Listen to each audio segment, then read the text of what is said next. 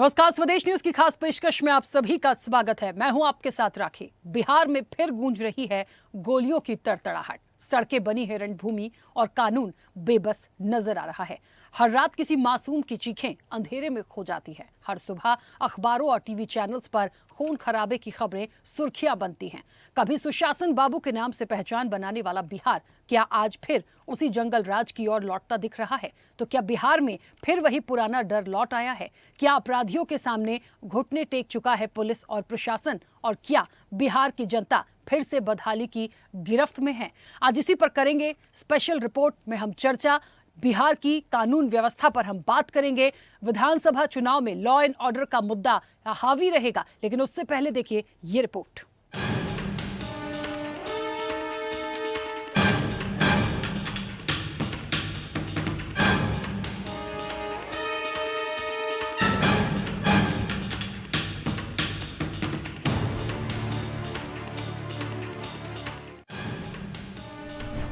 बिहार में इन दिनों कानून पस्त और अपराधी मस्त वाली कहावत सही साबित हो रही है। राजधानी पटना समेत अलग अलग जिलों में लगातार हत्या, लूट और फायरिंग की घटनाएं सामने आ रही हैं। पटना में हाल ही में खेमका हत्याकांड हुआ। उसके बाद उम्मीद थी कि कानून की सख्ती से अपराध कम होंगे, लेकिन ऐसा होता दिखाई नहीं दे रहा है। ये मामला ठंडा होता उसके पहले ही रानी तालाब थाना क्षेत्र में बालू कारोबारी रमाकांत यादव की दिन दहाड़े गोली मारकर हत्या कर दी गई। वहीं पूर्वी आसोचक में त्रिशा मिनी मार्ट के मालिक विक्रम कुमार झा को भी गोली मार दी गई।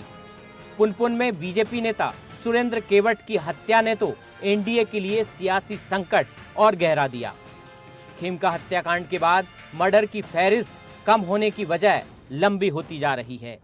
1 जुलाई से अब तक प्रदेश भर में करीब 35 हत्याएं हो चुकी है। सीतामढ़ी में व्यवसायी, नालंदा में नर्स, गया और खगड़िया में युवकों की हत्याएं जैसी घटनाओं के बाद जनता के मन में फिर जंगल राज की वो भयानक यादें ताजा होने लगी हैं।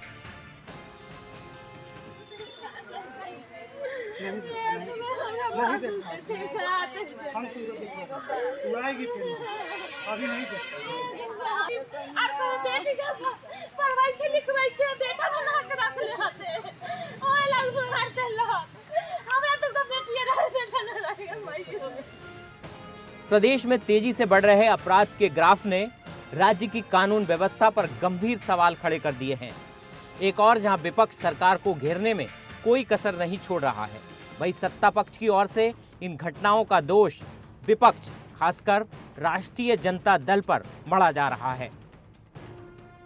हमेशा लगातार टीचर की हत्या हुई, बीजेपी नेता की हत्या हुई, व्यवसायिकों की हत्या हुई, एक छात्र को गोली मारा गया, कल भी हुआ, परसों भी हुआ।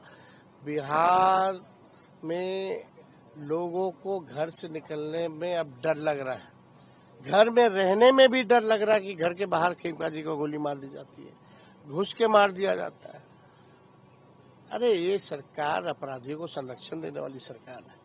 जो AK-47 चलाता है उनको नए कानून बना करके लोग बाहर निकालते रहते हैं, पैरोल देते रहते हैं। लॉ एंड ऑर्डर कहाँ है बिहार में? यहाँ गुंडा राज स्थापित हो गया। बिहार क्राइम कैपिटल हो गया देश में। बिहार में बदलाव की जरूरत है और जब तक ये सरकार नहीं बदलेगी तब तक बिहार के लोग भगवान भरोसे खड़े हैं। ऊपर वाला भी नहीं बचा पा रहा है। 1 साल में अकेले 120 हत्याएं हो चुकी केवल पटना शहर में, और कोई डिस्ट्रिक्ट टाउन नहीं है जहां रोज हत्याएं नहीं हो रही। आज देखिए जितनी घटना घट रही है सबका लिंक राजद से क्यों मिलता है? ये राजद के लोग बालू माफिया में हो या जमीन माफिया में हो या दारू माफिया में हो, तीनों जगह इन्वॉल्व है और चुनाव जैसे जैसे निकट आ रहा है अराजकता फैलाने का प्रयास कर रहा है।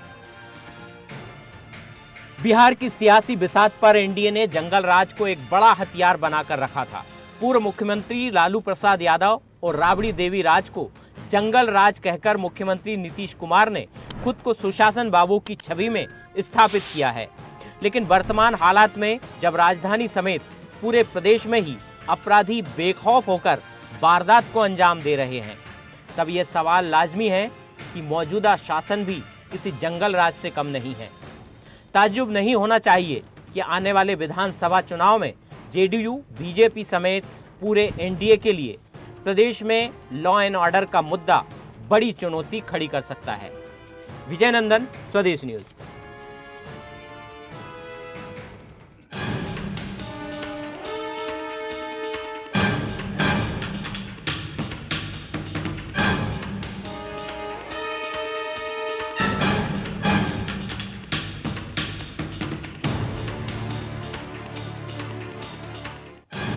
चलिए, तो तड़तड़ाहट से दहला बिहार है, जंगल राज वापसी का उपहार है। सवाल तो है, देखिए, जिस जंगल राज की बात की जाती थी, लालू प्रसाद यादव को लेकर बात की जाती थी, नीतीश कुमार को तो कहा ही जाता है सुशासन बाबू, लेकिन कुछ समय से जो हो रहा है, 12 दिन में 37 मर्डर, और इस जिस तरीके से किए गए हैं वो हम में और आप में से किसी से छिपे नहीं हैं। तो हमें ये चीज़ देखनी पड़ेगी कि क्या ऐसे ही सुशासन चलता है या चलाया जाता है, आखिर क्या हो गया है। पहले आप आरजेडी को कोसते थे या लालू प्रसाद यादव को कोसा जाता था, लेकिन आज भी वो चीजें हो रही हैं तो सवाल खड़े करती हैं। और क्योंकि इलेक्शन है, बहुत नजदीक हैं, ये किसी चुनौती से कम नहीं होगा नीतीश कुमार के लिए, इसे समझने की जरूरत है। इससे भी इतर लोगों की जान ले लेना, लोगों की जान चली जाती है, और इस तरह की गुंडागर्दी जो हो रही है, जिसके चलते ये तमाम घटनाएं हमारे सामने आई हैं, ये अपने आप में प्रशासन पर, पुलिस पर सवाल खड़े करता है। सीधे चर्चा पर चलेंगे, हमारे साथ मेहमान जुड़े हैं। सबसे पहले आपका परिचय करा दें। भारतीय जनता पार्टी का पक्ष रखेंगे संदीप वर्मा। संदीप जी, बहुत स्वागत चर्चा में जुड़ने के लिए। कांग्रेस का पक्ष रखेंगे पवन डोंगरे। पवन जी, आपका भी बहुत स्वागत है। जनसुराज का पक्ष रखेंगे सोनाली आनंद। सोनाली जी, आपका भी बहुत स्वागत है। आरजेडी का पक्ष रखेंगे संजय सिंह यादव। संजय जी, आपका भी बहुत स्वागत है। जेडीयू का पक्ष रखेंगे विमलेंदु राय। विमलेंदु जी, आपका भी बहुत स्वागत है। राजनीतिक विश्लेषक हैं प्रियदर्शी रंजन, अब से कुछ देर में हमारे साथ जुड़ेंगे।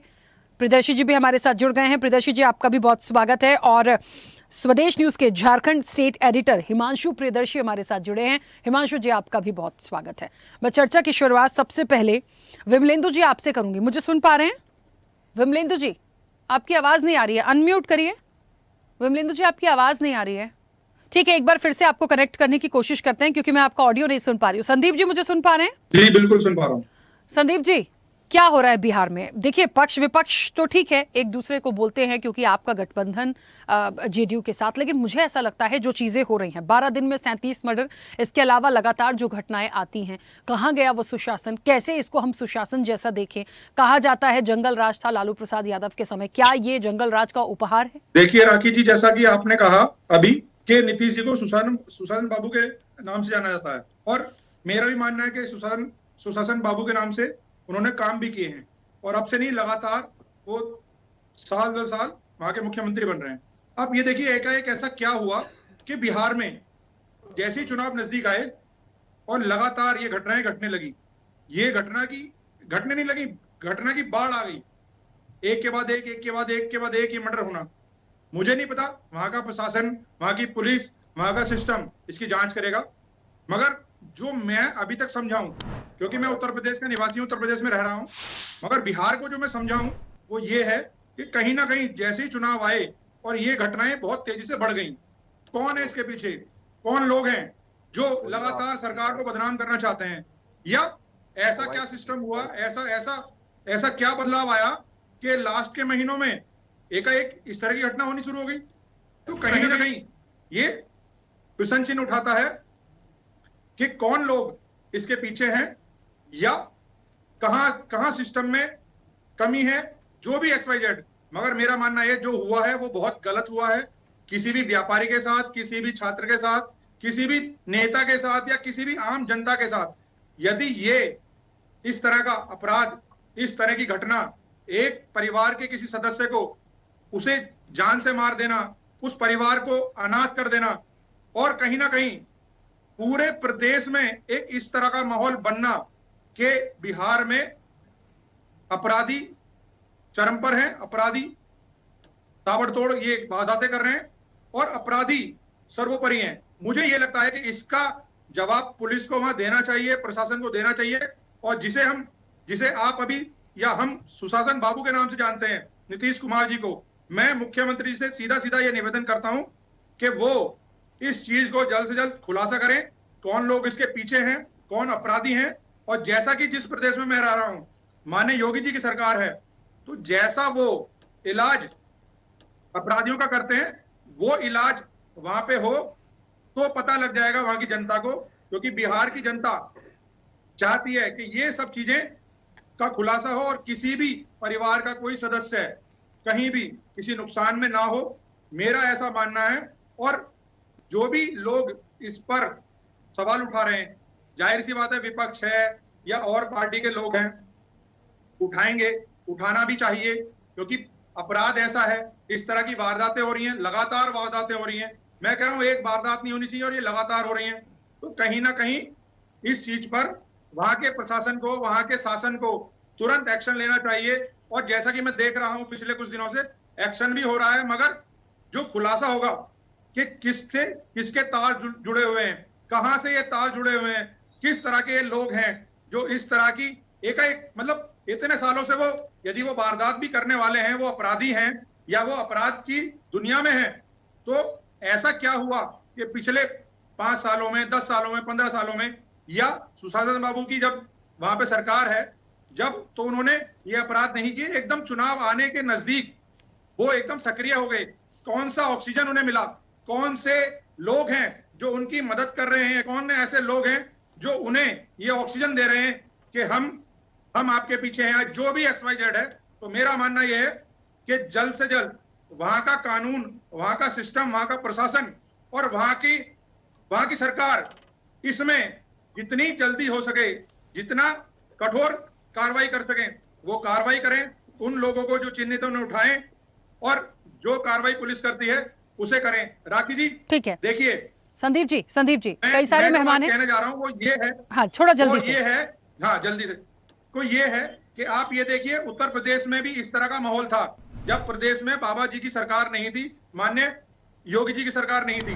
तो आपने देखा है खूब, आप अच्छे से जानते हैं, यहाँ सब लोग बैठे हैं, सब जानते हैं, बोलबाला था अपराधियों का, जिसे चाहे उठा लिया, जिसे चाहे मर्डर कर दिया, जिसका चाहे जो किया।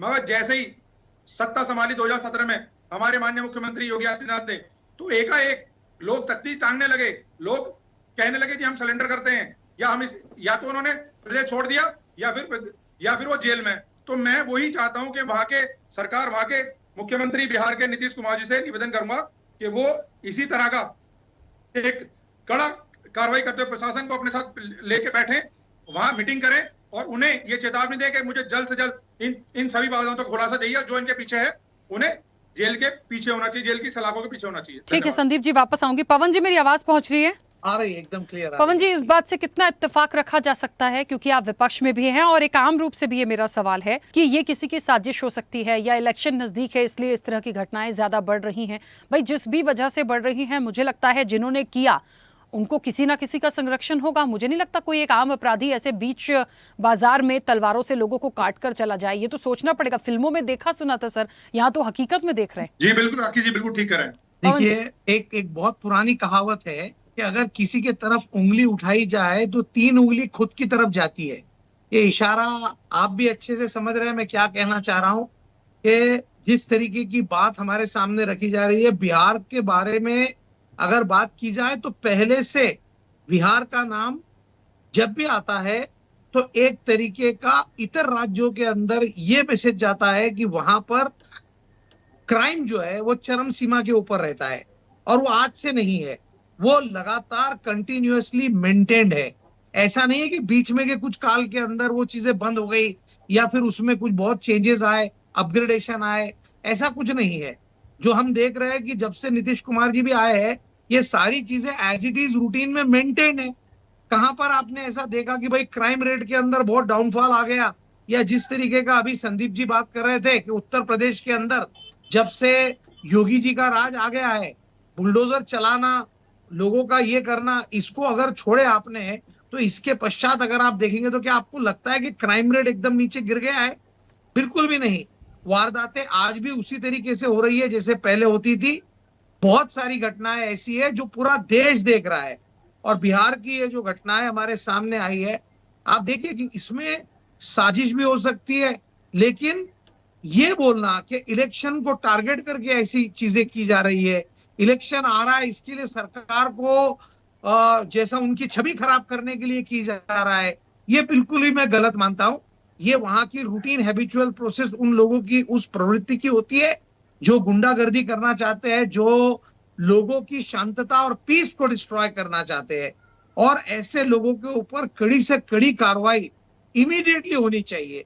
जब तक इनको ऐसा कोई लेसन नहीं दिया जाए, जो लेसन देखने के पश्चात बाकी के राज्यों में भी एक मैसेज जाना चाहिए कि गुंडागर्दी पूरे भारतवर्ष में नहीं चलेगी, गुंडागर्दी सहन नहीं की जाएगी। ये लोकतंत्र पे चलने वाला देश है। हर राज्य, बात सिर्फ बिहार की नहीं है, मगर भारत ये संविधान पे चलने वाला देश है, और संविधान के ऊपर अगर देश चलता है तो इसके कुछ मूलभूत सिद्धांत और कानून है। तो कानून को पूरी तरीके से ताकत देनी चाहिए, और कोई भी गुंडा हो, वो किसी भी पार्टी का हो, किसी भी पक्ष का हो, किसी भी प्रांत का हो, उसकी गुंडागर्दी को एक्सेप्ट नहीं करना चाहिए। उसे कड़ी से कड़ी शिक्षा देनी चाहिए, और एक आइडियल बनना चाहिए सारे लोगों के लिए कि अगर आप गुंडागर्दी करेंगे तो ये भारतवर्ष में नहीं चलेगा। ठीक है, ठीक है, पवन जी वापस आऊंगी। संजय जी, मेरी आवाज पहुंच रही है? संजय जी। हाँ जी राकेश जी। संजय जी, यहाँ पर देखिए, एक जंगल राज पहले सुना था, ये दूसरा जंगल राज 2 रिटर्न जैसा मुझे लग रहा है, और इसलिए लग रहा है क्योंकि सवाल भी उठाए जा रहे हैं, देखा भी जा रहा है, जताया भी जा रहा है। क्या हो गया है? बिहार में किसी की नजर लग गई है? सुशासन काम नहीं आ रहा? क्योंकि कंपेयर तो लालू प्रसाद यादव के समय से किया जाता है, हमेशा कहा जाता था तो वो जंगल राज था, तो फिर ये क्या है? और सत्ता पक्ष की तरफ से या गठबंधन की तरफ से ये बात आती है कि ये किसी की साजिश हो सकती है, क्योंकि अभी तक तो शांति थी, लेकिन जैसे जैसे इलेक्शन नजदीक आ रहे हैं इस तरह की घटनाएं बढ़ी हैं। राकेश जी, अगर साजिश है तो फिर सरकार तो उसी का है। एनडीए की सरकार बिहार में भी है और केंद्र में भी है, तो क्यों नहीं ये लोग साजिश का पर्दाफाश करते हैं? ये तो मतलब जो जघन्य हत्याएं हो रही है, खुलेआम दिन दहाड़े बिहार में हत्याएं हो रही है, उद्योगपति की हत्याएं हो गई, व्यवसायी की हत्याएं हो रही, आए दिन हत्या बलात्कार लूट हो रहा है बिहार में। इससे तो ये एनडीए के लोग मुंह छिपाना चाह रहे हैं। भाई अगर कोई साजिश है तो आप उस साजिश का पर्दाफाश कीजिए। आपके पास सीबीआई है, मतलब सीआईडी है, सारा सिस्टम तो आपके हाथ में है, तो फिर आपको साजिश का पर्दाफाश करने से किसने रोका है? दूसरी बात मैं राखी जी ये कहता हूँ कि ये जो बिहार का जो प्रशासनिक व्यवस्था है, जो डीएम, एसपी, एसडीपीओ और एसडीएम, एसडीओ, बीडीओ, सीओ की जो नियुक्ति होती है राखी जी, ये बिहार सरकार खुलेआम जाति को देख करके पोस्टिंग करती है। अगर आप बिहार का सूची मंगा के देख लीजिए राकेश जी, यादव और मुस्लिम जितने अधिकारी हैं, जो आईएएस आईपीएस हैं, उन सबों को हटा करके सेंटिंग पोस्ट पर डाल दिया गया है। तो फिर उनको लगता है कि हमारी एनडीए की सरकार है, हमारा एनडीए का जो शासन प्रशासन उसके मनोनुकूल है, उस प्रशासनिक अधिकारी को ये भय नहीं होता है कि हमारे ऊपर कोई बड़ी कार्रवाई हो। जब प्रशासनिक पोस्टिंग में निष्पक्षता नहीं हो सरकार के स्तर पर जाति के हिसाब से पोस्टिंग होगी राखी जी, तो लॉ एंड ऑर्डर कहां से मेंटेन होगा? मतलब जिस अधिकारी को ये भय ही नहीं है कि हमारे ऊपर कोई कार्रवाई होगी, चूंकि हम एनडीए समर्थक जाति बिरादरी से आते हैं, ये स्थिति बड़ा ही जो है ना, आप मैं ये दावे के साथ कर रहा हूँ, आप सूची मंगा लीजिए पूरे बिहार का डीएम एसपी का राखी जी, आपको दिख जाएगा कि मतलब एनडीए समर्थित जाति के लोग, यहाँ तो जाति आधार पर वर्गीकरण कर दिया है कि यादव है, मुस्लिम है तो ये लालू जी को वोट देंगे, अपर कास्ट है तो एनडीए को वोट देंगे। ये प्रशासनिक स्तर पर इस प्रकार की जो है विसंगतियों से भी बिहार का लॉ एंड ऑर्डर खत्म हो गया है। और दूसरी बात है कि अब इन लोगों को लगता है कि जंगल राज से तो ये बड़ा महाजंगल और दुशासन का राज है नीतीश जी का। राकेश जी, नीतीश जी की पूरा जो ध्यान लगा हुआ है कि वही 2025 के बाद हमारी सरकार नहीं आएगी, तेजस्वी जी मुख्यमंत्री बन जाएंगे, तो एक बीजेपी का भी उनके ऊपर भय है। बीजेपी की तरफ से भी उनको एक संकेत दे दिया कि भाई चुनाव तो आपके नेतृत्व में लड़ेंगे, लेकिन मुख्यमंत्री अब आगे आपको नहीं बनाएंगे। तो नीतीश जी निराशा की स्थिति में है कि भाई चुनाव तो हमारे नेतृत्व में लड़ लेगा बीजेपी, आगे हमें मुख्यमंत्री नहीं बनाएगा। तो नीतीश जी भी कहीं ना कहीं हताशा और निराशा की स्थिति में है। यही वजह है कि और प्रशासन में जातीय आधार पर पोस्टिंग की वजह से अपराधी भी जो है राखी जी, वो सत्ता के शिखर पर अपना संबंध और प्रशासन के शिखर पर भी अपना संबंध बना लेते हैं पैसे के बल पर, नाजायज पैसे के दल पर। इसलिए अपराधियों को भी कोई भय नहीं होता है, सरकार हमारी हो या किसी को हो। जब तक जो भी सरकार हो, अगर कोई अपराध करता है तो उसे शूट आउट कर जब तक आप नहीं कर देते हैं, बगैर यह सोचे कि ये किस जाति और बिरादरी से है, तब तक मैं समझता हूं कि बिहार या किसी भी प्रदेश में कानून व्यवस्था नहीं सुधर सकती है, जब तक कि अपराधी को सजा नहीं मिलती है। यह देखते हुए कि फलाना कौन जाति का अपराधी है, फलाना कौन जाति का अपराधी है, तो शासन और प्रशासन को निष्पक्ष होना पड़ेगा और सरकार को भी निष्पक्ष होना होगा पोस्टिंग में, डीएमएसपी की पोस्टिंग में, तभी इस प्रकार की घटनाएं रुक सकती है। ठीक है, ठीक है संजय जी, वापस आऊंगी। विमलेंदु जी मुझे सुन पा रहे हैं? विमलेंदु जी, बहुत बहुत देखिए, ये किसी चुनौती से कम नहीं है। मुझे लगता है इलेक्शन नजदीक है, अपराध को तो कोई भी बर्दाश्त नहीं करता, ना एक्सेप्ट करता है। किसी की जान ले लेना, किसी की हत्या कर देना, वो रंजिश में हो, किसी भी वजह से हो, ये एक अच्छा मैसेज नहीं देता। तो अपराध का जो ग्राफ है, जो चीजें लगातार हो रही हैं, सिर्फ इसे इस चश्मे से तो नहीं देखा जा सकता, जैसा कि अभी संदीप जी भी कह रहे थे, या लगातार जो बातें आ रही हैं कि किसी की साजिश हो सकती है। नहीं, क्यों ऐसा करके किसी को क्या होगा? अब आरजेडी कह रही है, और यदि साजिश भी है, कोई मिला हुआ भी है, इस तरह की घटनाओं को बढ़ाने की कोशिश भी कर रहा है, तो मुझे लगता है पूरा जो पावर होता है वो सरकार के पास है इस पर एक्शन लेने के लिए। देखिए, कोई भी अपराध, राखी जी, कोई भी अपराध हो रहा है बिहार में तो वह दुखद है। कोई भी एक भी व्यक्ति की अगर कोई हत्या होती है, बहुत ही दुखद है। और राजनीति करने के लिए विपक्ष ये मुद्दा उठा सकता है, कह सकता है, लेकिन हमें कुछ बातें देखनी होंगी बिहार सरकार के मद्देनजर कि 2005 से लेकर 2020 का जो ये 20 साल का जो ये शासनकाल है, इस शासनकाल में हमने अपराध को नियंत्रित करने के लिए, अपराध कोई फले फूले नहीं, किसी भी तरह का कोई अपराधी जो है वह समाज के बीच अपना रॉबिन हुड की छवि को जो है वह आगे ना बढ़ाए, इन सब चीजों पे हमें काम करना पड़ता है। अपराध की प्रवृत्ति को हमें देखना होगा कि पहले अपराध क्या होते थे और अब क्या अपराध होते हैं। यह एक निरंतर प्रक्रिया है। जो पुलिस की प्रणाली है, उस प्रणाली में दो बातें कही जाती हैं। पुलिस के पास दो तरह के हथियार हैं। एक हथियार है जो कानून का हथियार है, और दूसरा हथियार जो उसे दी जाती है, जैसे आर्म्स दिए जाते हैं, पुलिस मॉनिटरिंग के लिए गाड़ियां दी जाती हैं, आर्म्स एंड एमुनेशन से पूरी लैस होनी चाहिए, अत्याधुनिक हथियार होने चाहिए। तो आज पुलिस बिहार में पूरी तरह से सक्षम है किसी भी तरह के अपराध को नियंत्रित करने के लिए, लगातार काम कर रहे हैं। लेकिन उसके बावजूद भी कुछ दुखद घटनाएं हो रही हैं। यह बहुत ही हम लोगों के लिए बहुत चिंता, क्या पूरे बिहार के लिए यह निश्चित रूप से एक चिंता की बात है। एक सरकार के स्तर पर हमें क्या करना है, जो जो काम हमें करने हैं वो सारे काम हम कर रहे हैं। आप देख रहे हैं कि आज की तारीख में जितनी भी हत्याएं हो रही हैं, उसका कितनी तेजी से हम लोग जो है वो उसका अनुसंधान कर पुलिस जो है वह उस पर कार्रवाई कर रही है। आज कोई भी अपराधी नहीं कर सकता कि हमें सत्ता का संरक्षण प्राप्त है इसलिए हम अपराध करेंगे। और एक तरह से आप इसे ये समझें कि जितनी भी हत्याएं हो रही हैं वो कहीं ना कहीं और संगठित क्षेत्र में किसी न किसी के कोई ना कोई विवाद के कारण हो रही हैं। जमीन के विवाद हों या उनके अपने पैसे के लेन देन के मामले हों, और यह बात तो स्पष्ट दिख रही है। इसमें कोई जो है वो सच सुबह लोगों को नहीं है कि आज जो है अपराध के तार अगर जुड़ते हैं तो कहीं ना कहीं आरजेडी शासनकाल में जो लोग एक्टिव थे वह पुनः जो है वह 5 साल 10 साल जेलों के अंदर रहते हैं, बाहर आते हैं, न्यायपालिका उन्हें अगर बेल देती है, वो बाहर आते हैं, फिर वो अपराध करते हैं, फिर हम उन्हें जेल भेजते हैं। तो ये लगातार निरंतर प्रक्रिया चलती रहती है। न्याय के साथ विकास, कानून का राज, जिसे आप कहेंगे लैंड ऑफ जो लॉ है वह कितना मजबूत है, तो निश्चित रूप से इन 20 सालों में हम लोगों ने लैंड ऑफ लॉ जो है, कानून का जो राज है बिहार में, वह स्थापित किया है।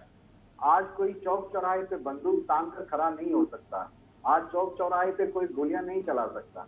बिहार में वो भी शासनकाल देखा है जब जाति की बात ही अभी प्रवक्ता कह रहे थे आरजेडी के, जातीय नरसंहार होते थे बिहार में। विमलेंदु जी, लेकिन जो घटनाएं हुई हैं वो कोई घर के अंदर तो नहीं हुई हैं। अभी जितनी भी घटनाएं हुई हैं वो तो बीच बाजार में और बाहर ही लोगों को शूट आउट किया गया है। मेरा ये कहना है कि आखिर जो घटनाएं हुई हैं उस पर हमने कोई कार्रवाई की कि नहीं की। हम आरजेडी के शासनकाल की तरह ये तो हमने नहीं कहा कि वो हमारे लोग नहीं थे। एक समय तो ये भी कहा जाता था कि ये हमारे लोग नहीं थे, या हमारे लोग ये नहीं है इसलिए मारे गए, कोई बात नहीं। इस तरह की कोई चर्चा नहीं हो सकती। पुलिस एक्ट तो कर रही है ना। पुलिस ने 4 दिन 5 दिन के बाद उद्घाटन कर दिया, सारी बात मीडिया के सामने आकर कहा, स्पीडी ट्रायल की तरह हम उन्हें जेल भेज रहे हैं। न्यायपालिका और जहां जहां जरूरत होती है सख्ती करने की वो सारी सख्ती कर रही है। तो यह कहना कि सरकार इस मामले में कोई काम नहीं कर रहे हैं, ऐसा नहीं है।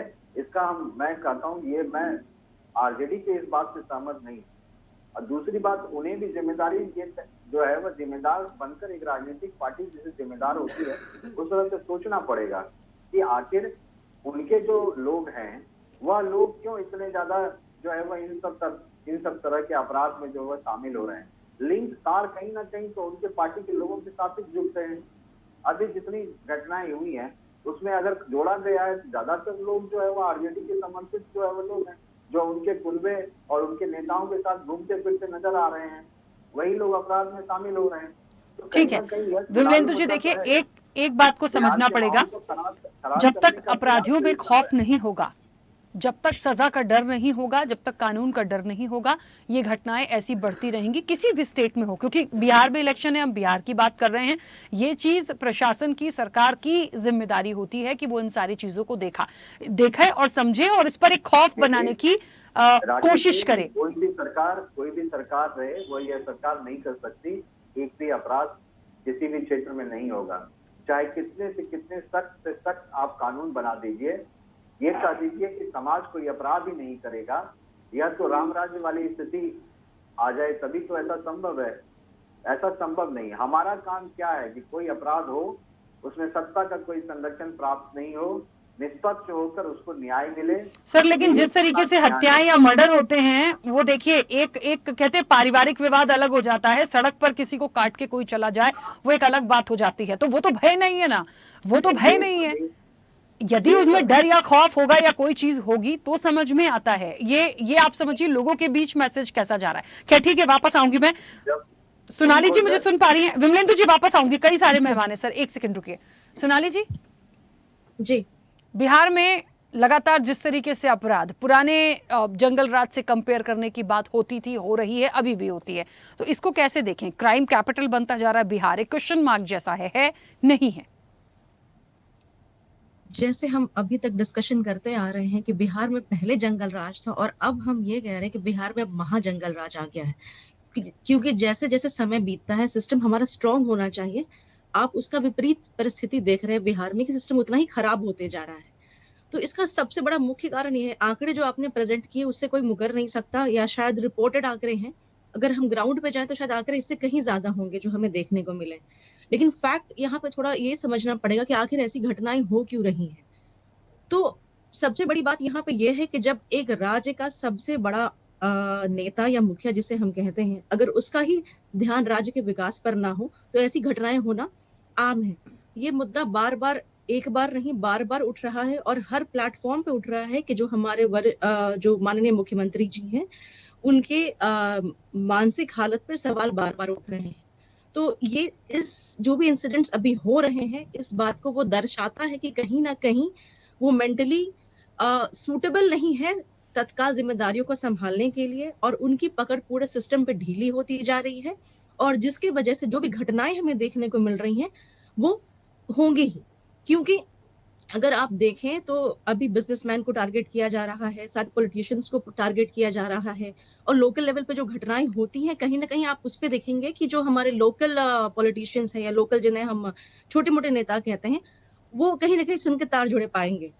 तो आप ये जरूर कह सकती हैं कि जो एक सेंट्रल पॉइंट है, जो एक जहां से पावर गवर्न होता है वो ढीली पड़ चुकी है, और इसलिए जो एक सिस्टम है पॉलिटिक्स का वो थोड़ा सा ढीला हो गया, और हर पॉलिटिशियन जो अपने आप एसोसिएट करते हैं पावर से वो यहाँ मनमानी कर रहे हैं। तो सबसे बड़ा उदाहरण तो ये है, जितने भी केसेस आप देख रहे होंगे, अभी आपने एक तलवार से काटने वाली घटना का जिक्र आप बार बार कर रही हैं जो कि सिवान से आती है।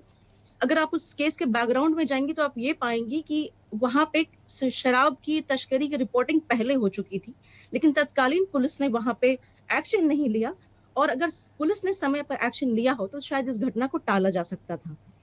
और ये जो शराब वाला मामला है, गवर्नमेंट इसे कभी एक्सेप्ट नहीं करती, लेकिन आप अगर आम दिनों में देखेंगे तो कई ऐसे इंसिडेंट्स आपको दिखेंगे जहां शराब की तस्करी पाई जाती है। तो हम ये जरूर कह सकते हैं कि जो पुलिस है या प्रशासन है या लोकल लॉ एंड ऑर्डर है हमारा, उस पे राजनीतिक प्रेशर है, क्योंकि अगर राजनीतिक प्रेशर नहीं होगा तो वो सरकार या पुलिस खुले स्वतंत्र तरीके से अपना काम कर सकती है, लेकिन जब पावर उन्हें ऊपर से गवर्न करती है तो उनकी इंडिपेंडेंस खत्म हो जाती है, उनकी स्वायत्तता खत्म हो जाती है, और ऐसी ऐसी घटनाएं हमें देखने को मिलती हैं। और अगर आप ये देखें, सिवान और गोपालगंज को अगर कहें तो शराब के गढ़ बना हुआ है, और वहां से मल्टीपल केसेस आपको रिपोर्ट ग्राउंड से मिलती हैं, लेकिन तत्काल एक्शंस नहीं लिए जाते। और जब प्राइमरी कंप्लेन पे जब एक्शंस नहीं होंगे तो ऐसी ऐसी घटनाएं सुनने को मिलेंगी ही। अगर आप प्राइमरी कंप्लेन को एक्नॉलेज करेंगे तो शायद आप लॉ एंड ऑर्डर को कंट्रोल कर सकते हैं। तो यहाँ पूरा कह सकते हैं सिस्टम ठप है, एग्जीक्यूटिव्स ठप तरीके से काम कर रहे हैं, क्योंकि यहाँ पे जो सरकार है या फिर जो पावर में है उनका हस्तक्षेप इतना ज्यादा है। और ये कह लीजिए कि जितना समय चुनाव नजदीक आता जा रहा है, बाय हुक और बाय क्रुक सारे पॉलिटिशियंस अपने पावर को इस्तेमाल करके इस समय का लाभ उठाना चाहते हैं, और जो एक नीति है जिसपे समाज चलती है उसका पूर्ण तरीके से किनारा किया जा रहा है, और इसका भुगतान जनता भुगत रही है। ठीक है, मैं वापस आऊंगी। प्रियदर्शी जी, आवाज पहुंच रही मेरी? सर, जंगल राज रिटर्न है या नहीं है? यदि वो जंगल राज था तो फिर ये क्या है? अभी सोनाली जी कह रही थी बिल्कुल महाजंगल राज कहा जा सकता है, 12 दिन में 37 लोगों का मर्डर। और अभी एक चर्चा में ये भी आई थी कि कोई रामराज तो है नहीं, विमलेंदु जी कह रहे थे अपराध तो होते हैं, लेकिन अपराध किस तरीके के हो रहे हैं, किस वजह से हो रहे हैं, वो आंकड़े क्या दिखा रहे हैं, और अभी अभी क्यों होने लगे, इस पर भी सवाल आया था। कैसे आप देख रहे हैं बिहार को? देखिए, मैं जंगल राज और महाजंगल राज से अलग एक बात कहना चाहता हूँ, क्योंकि वो परसेप्शन वाली बात है, पॉलिटिकल लैंग्वेज है ये जंगल राज और महाजंगल राज। लेकिन एक तथ्य है, उसको नहीं झुठलाया जा सकता है कि बिहार में जो हालात बिगड़े हैं, थोड़े बहुत बिगड़े हुए जो दिख रहे हैं, उसके पीछे कहीं न कहीं शराब, जमीन, ये दो चीजें, जमीन कारोबारियों का जो खौफ पड़ा है, शराब कारोबारी जिस तरीके से सक्रिय हो गए हैं, बालू खनन के बाद बालू खनन कारोबारी जिस तरीके से बिहार में सक्रिय है, इन लोगों ने एक तरीके से बिहार में बहुत हद तक अराजक माहौल पैदा करने की कोशिश की है, बहुत हद तक। मैं इसके लिए प्रशासन को देखे, बालू खनन तो होगा, सरकार रोक नहीं सकती है। शराब बंद है बिहार में तो उसके लिए तो कानून चलेगा, पुलिस अपना काम करेगी। जमीन का अवैध, जो जमीन का जो खरीद बिक्री होता है बिहार में, आप जान लीजिए कि देश का सबसे कीमती जमीन कहीं बिकता है तो बिहार में बिकता है। तो उसको लेकर के बड़ा एक रैकेट खड़ा हो गया है, एक तरीके से कहिए तो। उन लोगों की जो आपसी रंजिश है, आपसी वाद विवाद है, उससे बिहार थर्राया हुआ है, उसकी चक्की में बिहार पिस रहा है। बालू माफियाओं के हमने देखा है थर्राते हुए डियर को। सोन में जो बालू निकलता है उसके इर्द गिर्द कितनी घटनाएं हुई हैं। शराब को लेकर के जिस तरीके से गांव गांव में तनाव है भाई, गांव गांव में शराब तस्कर है, हर गांव में 2-4 शराब तस्कर है, और उनके बीच में हो रहा है कि हम शराब बेचेंगे, दूसरा पार्टी कहता है हम शराब बेचेंगे, और इस प्रतिस्पर्धा में कहीं न कहीं मामला बिगड़ जा रहा है, अपराधियों का मनोबल बढ़ जा रहा है, और सरकार का जो इकबाल है, खास करके पुलिस प्रशासन का जो इकबाल है, सवालों के घेरे में कुछ दिनों से है। तो ये नहीं कह रहा हूं कि सरकार 90 के दशक, पुलिस 90 के दशक वाली हो गई है। 90 के दशक के दौर को जिन लोगों ने नहीं देखा है उन लोगों ने नहीं देखा होगा। मैं उस जगह से आता हूं। मैं हालांकि 90 के दशक में बहुत छोटा था, जब 2005 में मैट्रिक किया तो बहुत छोटा था उस समय, लेकिन 90 के दशक को देखा है, और उस जगह से मैं आया जहां गोलियों की तड़तड़ाहट 7-7 दिन सुनने को मिलती थी। आपको अगर अपने गांव जाना हो तो 3 किलोमीटर 4 किलोमीटर पहले उतर करके जाना होता था। जेनोसाइड होता था, मतलब जिस तरीके से हिटलर ने यहूदियों को गैस चावल में ठूस करके मारता था ना, उसी तरह ये कहीं ना कहीं थी कि मिल जाए गाड़ी में कुछ लोग तो गाड़ी को ही जला दो, गाड़ी पर ही गोली चला दो। इस तरीके की घटनाएं 90 के दशक में होती थी। नरसंहार का दौर चला, और सबसे बड़ी बात जो 90 के दौर को जो लोग नहीं जानते हैं, उन लोगों को ये बिहार के बारे में, उन लोगों को ये जरूर जान लेना चाहिए कि बिहार में उस समय जो था, विदेशी ताकतें बहुत ज्यादा सक्रिय थी, जिसको हम लोग नक्सल कहते हैं, जो आज भी छत्तीसगढ़ में बहुत सक्रिय है, आंध्र प्रदेश में कुछ हद तक, झारखंड में। ये जो नक्सल था, इसलिए बिहार को बुरी तरीके से 90 के दशक में गिरफ्त में ले रखा था। 90 के दशक में ब्लड बाथ शुरुआत नक्सलियों ने करवाई। तो वो दौर और ये दौर तो बहुत अंतर है। उस दौर और इस दौर की आप तुलना नहीं कर सकते हैं। इस समय जो है, इस समय अपराध जो है बहुत हद तक, ये खुले में तो हो रहा है, लेकिन बहुत हद तक संगठित नहीं है। बहुत हद तक ऐसा नहीं है कि विदेशी शक्तियों द्वारा प्रायोजित अपराध हो रहे हैं। पहले तो उस तरीके के होते थे ना, जैसे मान लीजिए आप मुंबई ब्लास्ट को मानते हैं कि आतंकवादी घटना है, तो बिहार में जो नक्सल प्रायोजित घटनाएं होती थी, वो क्या होती थी? वो भी तो आतंकवादी घटनाएं थी, वो भी तो विदेशी ताकतों से प्रभावित घटनाएं थी। उस दौर को 90 के दशक में बिहार ने देखा है। तो उस समय से और इस समय की तुलना नहीं हो सकती है। लेकिन अपराध कैसी भी हो, कहीं भी हो, किसी के खिलाफ हो, उसकी निंदा ही नहीं। पुलिस का काम बाद में कार्रवाई करना नहीं है, जब घटना हो जाए उसको रोकना भी, रोकथाम भी, डिटेक्टिव भी पुलिस की ही जिम्मेवारी है। उस जिम्मेवारी में शायद चूक हो रही है, और कहीं ना कहीं मैं मानता हूं कि इस चूक के पीछे एक बड़ा कारण है कि पुलिस पर अतिरिक्त दबाव है।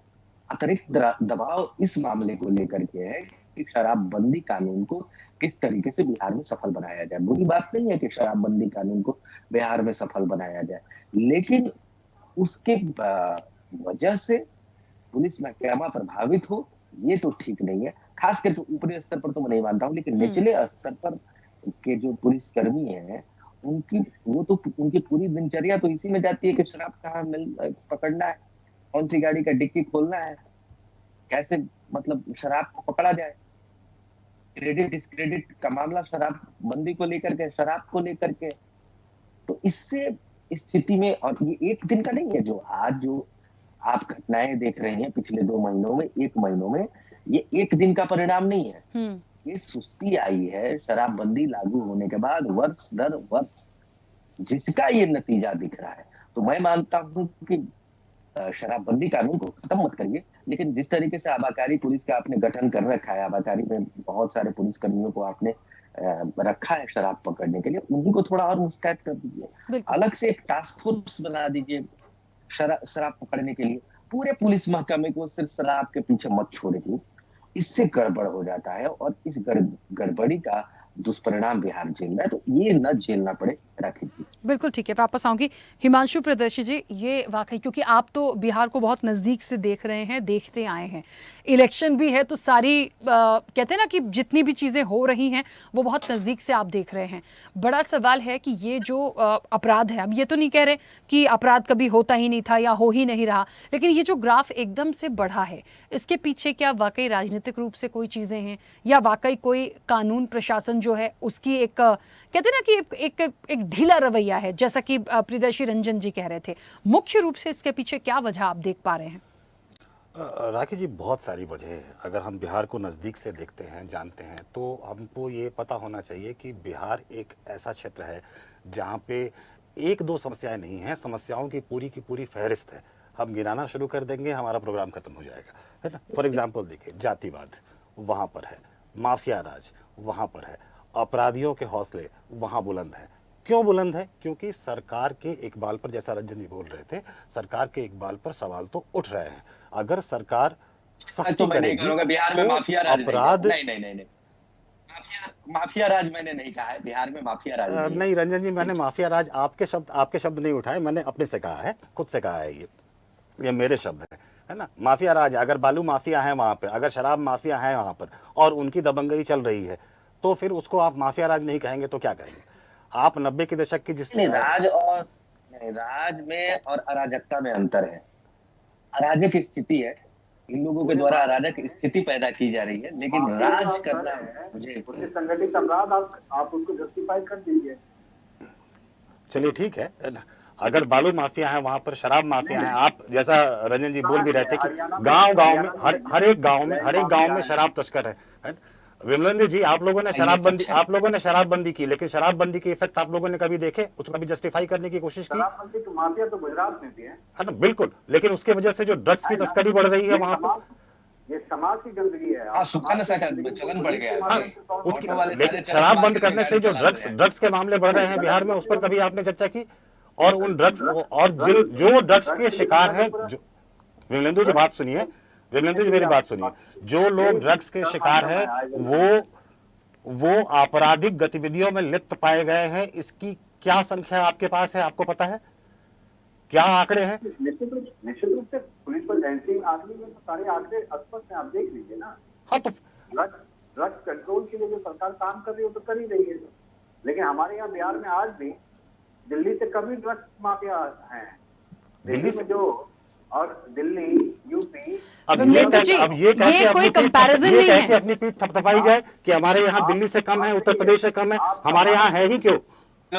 इस बात से मैं पूरी तरीके से सहमत हूँ। मैं बिहार के ग्राउंड पर जाता हूँ, सूखे नशे का प्रचलन बिहार को बर्बाद कर रहा है। सिर्फ बर्बाद नहीं कर रहा है रंजन जी, ये आपराधिक गतिविधियों को भी बढ़ावा दे रहा है। आप जो है, आप वही मैं कह रहा था अभी राकेश जी कि राम राज्य वाली स्थिति तभी हो सकती है जब एक आदमी के अंदर ये हो ही नहीं कि हमें कोई गलत काम करना है, लेकिन घटनाओं में कमी हो सकती है। सर, रोका तो जा सकता है, गलत चीजों पर नकेल तो कसी जा सकती है, कंट्रोल तो किया जा सकता है। घटनाओं में कमी की जा सकती है। ऐसे नहीं कि चौक चौराहे पर कोई किसी को गोली मार दे, किसी को तलवार से काट दे।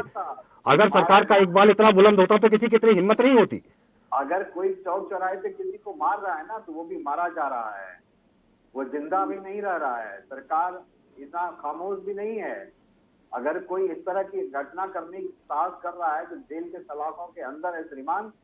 और बिहार आज की तारीख में आप पूरे के पूरे एनसीआरबी के आंकड़े उल्टा लीजिए, टॉप 10 से सूची से भी नीचे है।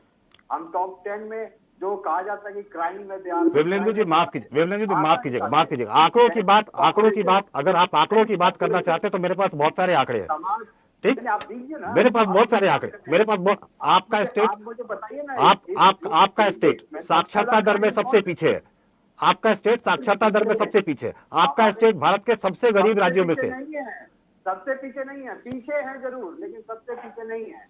आंकड़े निकाल लीजिए। आप बोलिए ना, आप पिछले 20 साल से सरकार में, आप पिछले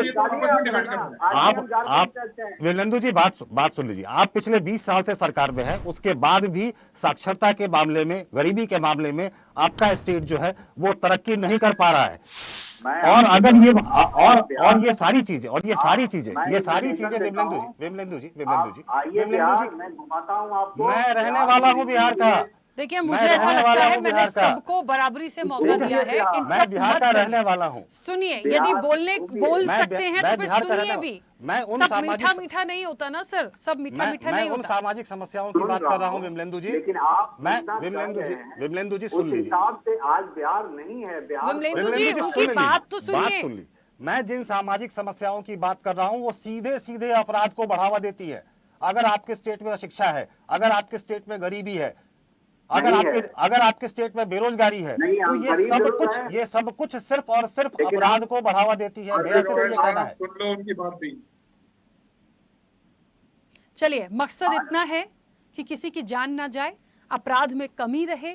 कैसे कमी हो सकती है, इस पर प्रयास करें, इसका काम करें। इलेक्शन आपका है, जनता आपको फिर से मौका देगी नहीं देगी ये जनता का निर्णय होगा, लेकिन इन सब चीज़ों से कोई बहुत अच्छा संदेश नहीं जाता है। और जो अपराधी हैं, जो इस किस्म के हैं, उनके हौसले सिर्फ बुलंद होते हैं। ठीक है, क्या होगा सर, ऐसे लोगों को तो जेल में रोटी भी नहीं मिलनी चाहिए, लेकिन क्या होता है, फांसी पर चढ़ जाते हैं क्या? बैठ के जेल की रोटी ही तो खाते हैं। तो हमें ये भी देखना पड़ेगा ना, हत्या के बदले हत्या या सजाए मौत क्यों नहीं है? तो हमारी तो कानून की प्रक्रिया को भी हमको समझना पड़ेगा कि कि ऐसे लोगों को भी हम जेल में रोटी देते हैं। तो बहुत सारी चीजें हैं, लेकिन जिसके परिवार का चला गया हम उसके बारे में भी सोचें। तो हर एंगल पर बात करने की जरूरत है। मकसद सिर्फ ये नहीं है कि नीतीश जी को कोस दें, लालू जी को कोस दें, बीजेपी को कोस दें। अरे हम और आप एक ऐसा जीवन जी रहे हैं, कब किस पर क्या विपत्ति आ जाए, कौन किस सिचुएशन में है, हम इन सब चीजों पे नकेल कसने की कोशिश करें। बहुत सारे मेहमान कुछ कहना चाह रहे थे। हाँ पवन जी बोलिए, इसके बाद संदीप जी आप बोलिएगा।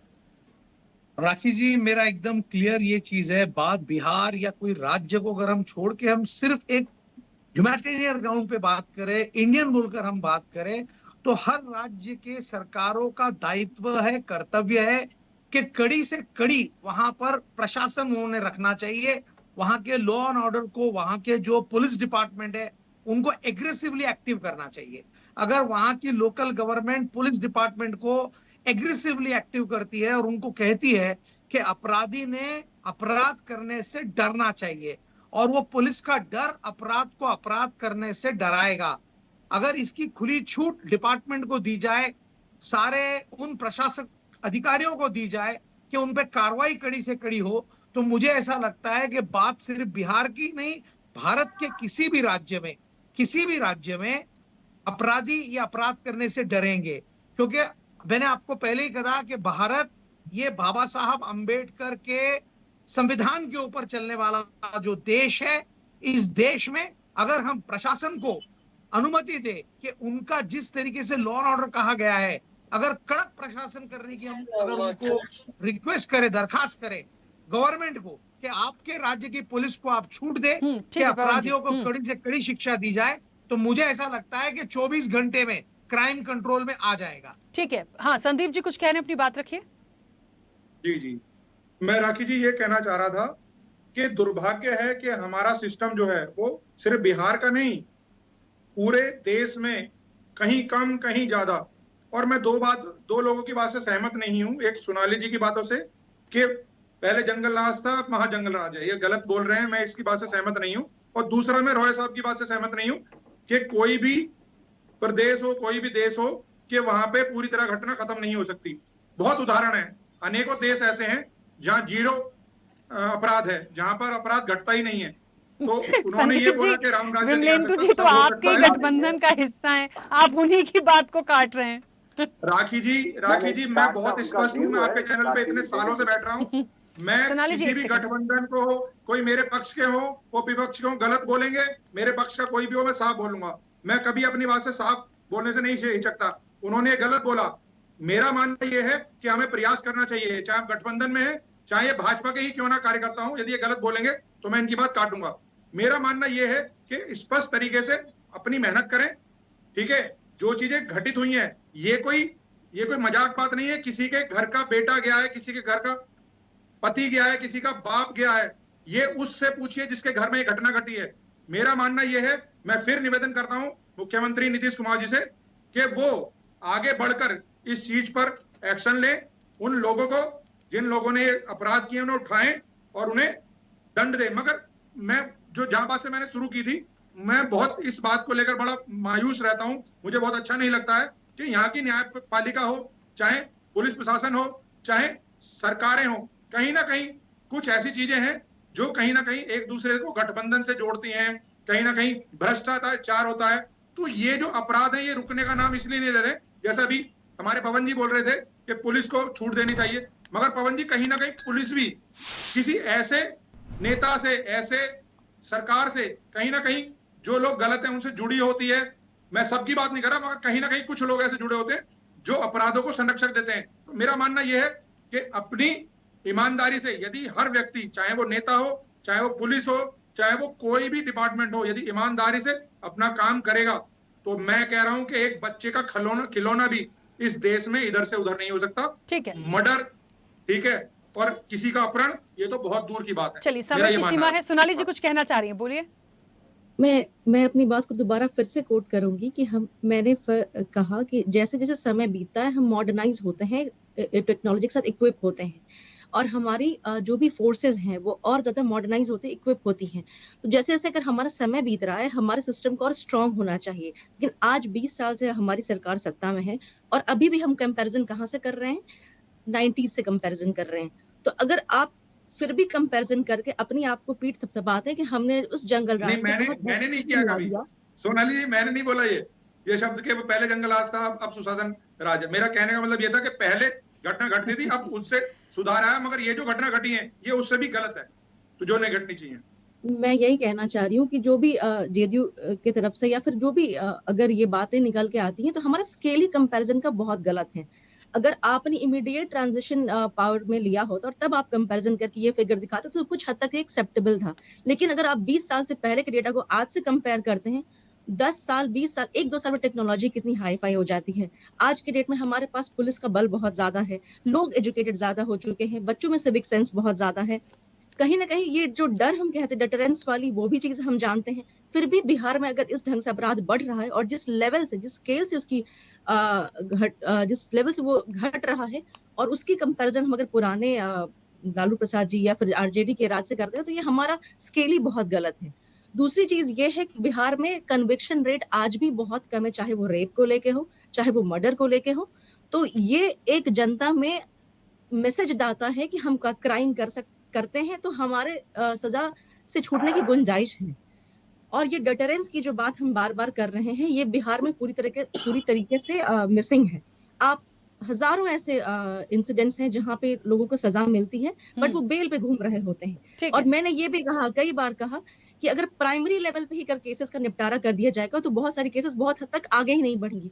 तो पुलिस इनएफिशिएंट है, हमारे उनकी विलिंगनेस कम है, और साथ में यहाँ पे जो प्राइमरी एजेंडा कहते हैं लॉ एंड ऑर्डर का, वो राज्य को चलाना नहीं बल्कि अपने आप को सत्ता में बनाए रखना। सोनाली जी, रोकूंगी, समय की सीमा है। संजय जी, बहुत जल्दी से अपनी बात रखिएगा। वर्तमान समय को बिहार में जंगल राज मानते हैं या नहीं? राखी जी, ये महाजंगल राज है और सुशासन का राज। और मैंने तो पहले भी कहा कि जब सरकार ही प्रशासनिक अधिकारियों की पोस्टिंग जाति के आधार पर करता हो तो प्रशासनिक अधिकारियों का भी मनोबल टूटता है, जो योग और प्रशासनिक अधिकारी होते हैं। ये एक मुद्दा है। और जो शराबबंदी है बिहार में, राखी जी, सारे प्रशासनिक अधिकारी अब नीचे लगे हुए हैं। ट्रैफिक पुलिस वाले आए दिन आप बिहार का पत्रकार भाइयों से मंगवा दीजिए, पूरा का ट्रैफिक के मोटरसाइकिल वाले से फाइन वसूल करते हैं। तो ये अपने राजस्व की पूर्ति करते जायज नाजायज करते हैं, और जो भी अपराधी है उसको सरकार के स्तर पर भी मिलता है, प्रशासन के स्तर पर भी सरकार पर संरक्षण मिलता है। यही वजह है कि अपराध बढ़ गया है। और सर, आपके समय पे भी सत्ता से संरक्षण मिलता था अपराधियों को जब जंगल राज कहा जाता था। आप अभी ऐसा कह रहे हैं, इसलिए मैं ये सवाल कर रही हूँ कि जो अपराधी होते हैं उनको संरक्षण मिलता है। हमने भी सुना तो यही, अपराधी होते हैं संरक्षण मिलता है। कोई किसी मिनिस्टर के अंतर्गत काम कर रहा है, कोई किसी ऑफिसर के अंतर्गत, कोई किसी विधायक के, तो उसको बड़ा पावर दिखाते हैं अपराधी, तो मतलब संरक्षण 100% होता है। आपके समय पे भी था? राखी जी, हमारा शासन प्रशासन तो अभी है नहीं। जब था, जब तो जंगल राज था सर। अभी वो जंगल राज नहीं था, वो एक तो है पिछड़े दलित तकलीफों को सामाजिक सम्मान और बोलने की आजादी दिया था लालू की। उस आजादी को, सामाजिक सम्मान को, मतलब लोगों ने जंगल राज बना दिया। चलिए, देखिए, सब अपने अपने दल का बचाव कर सकते हैं, लेकिन आप समझिए जिसके परिवार का जाता है उस पर क्या बीतती है। खैर, समय की सीमा। आप सभी मेहमानों का बहुत शुक्रिया इस चर्चा में जुड़ने के लिए। लेकिन एक बात देखनी पड़ेगी, बिहार में इलेक्शन है, बिहार में लगातार ये जो ग्राफ बढ़ा है, लगातार 12 दिन में 37 हत्याएं, आप समझिएगा 3 गुना ज्यादा। आप इस चीज को समझने की कोशिश करिए कि बिल्कुल बेखौफ बदमाश हैं जो अपराधी हैं। ये बात सच है, सुनते आए हैं कि राजनीतिक संरक्षण होता है, पर इतना कि आप बीच चौराहे पर किसी की जान ले लेंगे तो फिर पुलिस प्रशासन और सरकार क्या कर रही है? और यदि ये भी कुछ नहीं कर सकते तो फिर जनता आपको क्यों चुनकर इस जगह पर बिठाएगी? ये बहुत बड़ा सवाल है, और जिसकी सरकार होती है उससे सवाल ज्यादा होते हैं। चुनौती है नीतीश कुमार के लिए, इससे पार पा पाएंगे या नहीं, क्या कोई बदलाव होगा, ये देखने वाली बात होगी। चर्चा में इतना ही। बने रहिए स्वदेश न्यूज के साथ, सबसे पहले देश। ऐसे ही वीडियोस के लिए लाइक करें, शेयर करें, फॉलो करें। YouTube पर जाकर सब्सक्राइब कर बेल आइकन दबाना ना भूलें, और ताजा अपडेट्स के लिए स्वदेशलाइव.com पर जरूर जाएं।